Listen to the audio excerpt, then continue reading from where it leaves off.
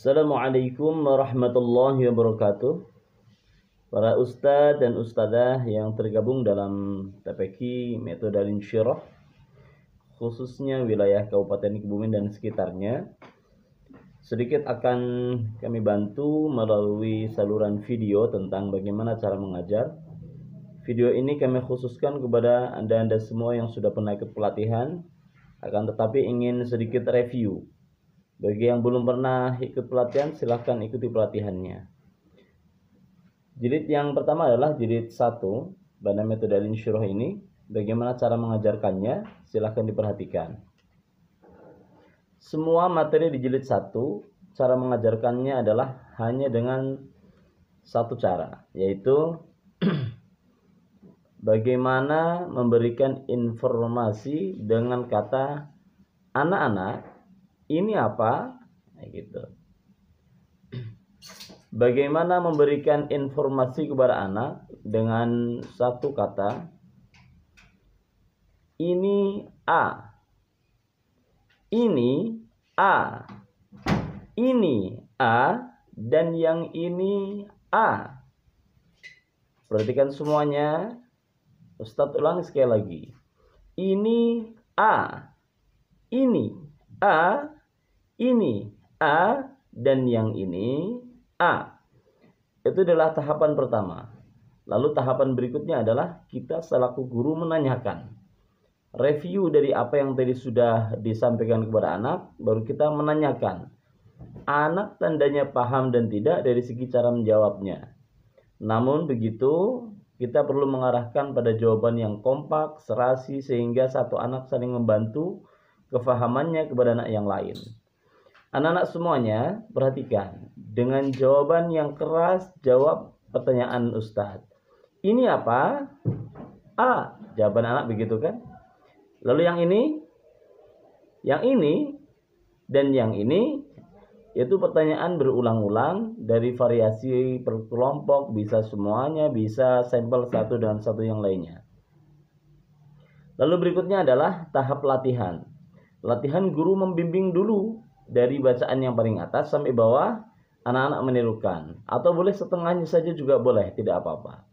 Setelah itu, anak-anak menirukan dan baca secara mandiri. Divariasikan dengan satu membaca, dengan yang lain menirukan.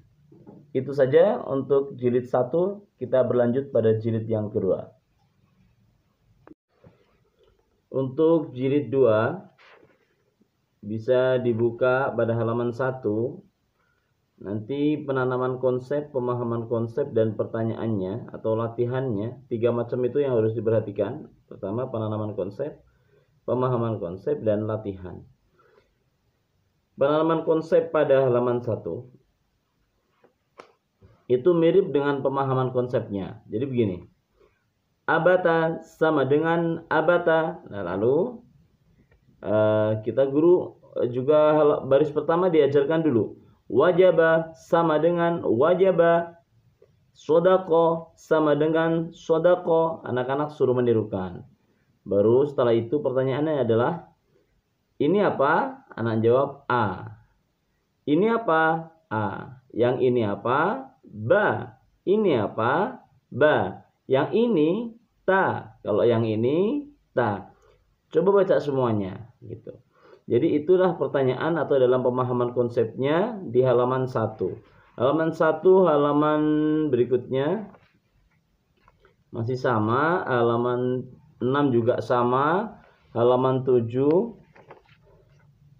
Pokoknya yang sama dengan caranya begitu, dibacakan dulu, baru kemudian ditanyakan saja apa yang menjadi inti perubahannya gitu. Sampai halaman 17. Halaman 17 itu sudah halaman latihan.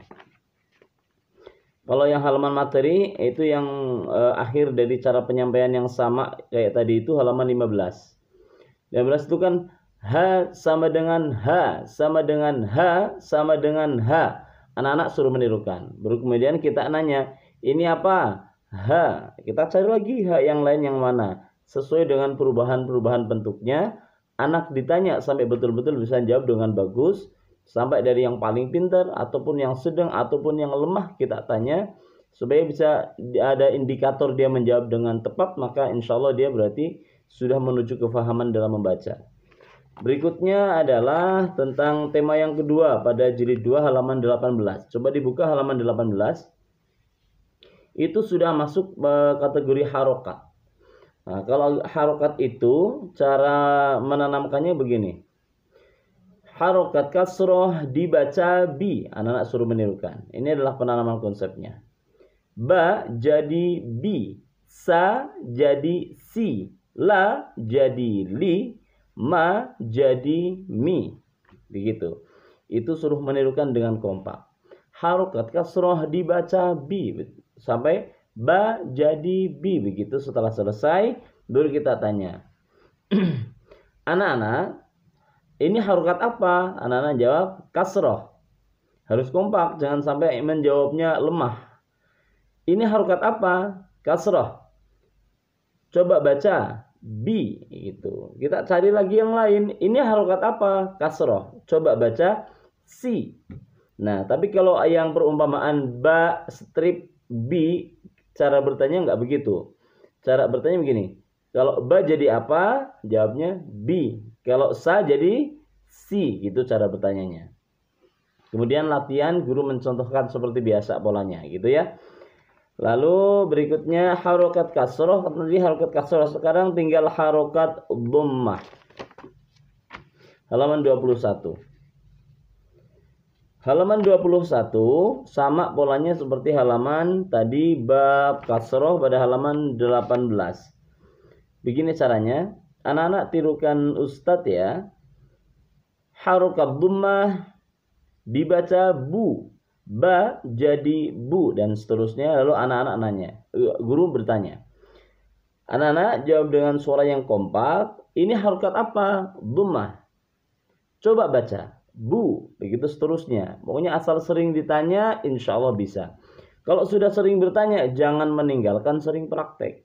Soalnya kalau sering bertanya saja tanpa praktek, maka ada ketimpangan, kesannya hanya bisa menjawab tapi tidak bisa mempraktekkan gitu.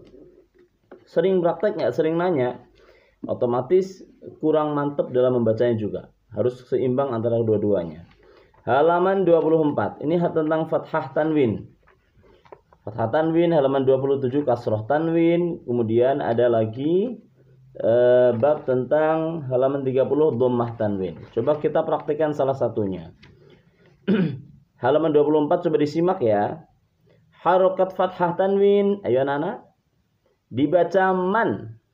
Man sama dengan man. Ban sama dengan ban gitu. Ya, itu dulu diulang-ulang. Itulah penanaman konsep.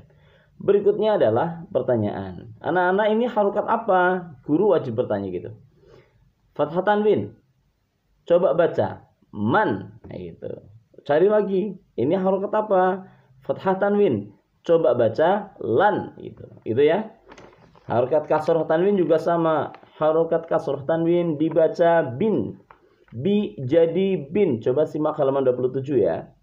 Bi jadi bin. Si jadi sin.